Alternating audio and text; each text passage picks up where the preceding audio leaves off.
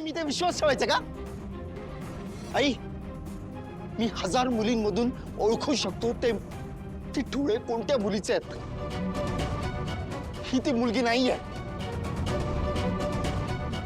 अरे आदित्य, असं काय करतोस? दामिनी काकू, लोगोत ज्या मुलीचे डोळे आहेत ना, ती मुलगी हीच आहे. दामिनी थांब, आता मी बोलणार. तरी ह्या मुलीला बघता क्षणी आम्हाला वाटलं होतं की काहीतरी गडबड आहे. पण आता जर आदित्य म्हणत असेल की ही त्या लोगो मधली मुलगी नाहीये, तर तू नाहीयेस.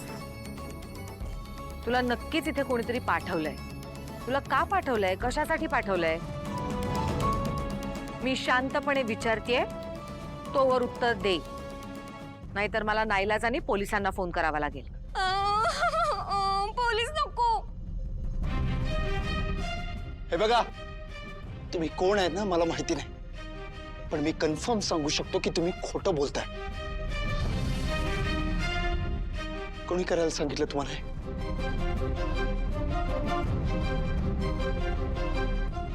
कोणी करायला सांगितलं? यांनी सांगितलं मला इथे यायला आणि हे नाटक करायला. दामिनी, बोल.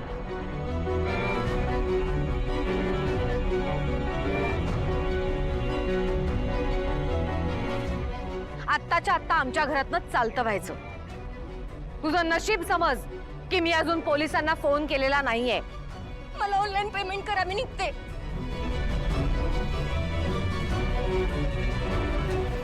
दामिनी काकू, काय चालू आहे सगळं?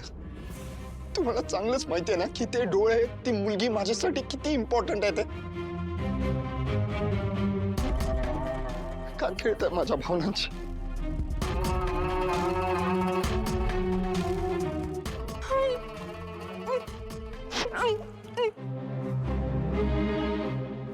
तुम्ही सगळे मला काय प्रश्न विचारताय?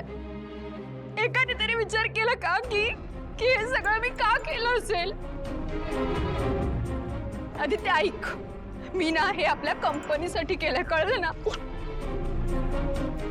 अरे ती दिशा येऊन गेली. तिने 8 दिवसांची मुदत दिली आहे. डोळे ज्या मुलीचे ती मुलगी समोर आणायला कुठून आणणार होता? पण इतके दिवस तपास सुरू आहे ना आपला, नाही मिळत आहे ती मुलगी. मग आपल्या कंपनीचा, आपल्या घराचा विचार करूनच मी हे पाऊल उचललं ना. म्हणून हा प्लॅन केलाय ना मी सगळा. पण नाही, तुम्हाला माझ्यावर विश्वास नाही. आणि काय झालं वहिनी,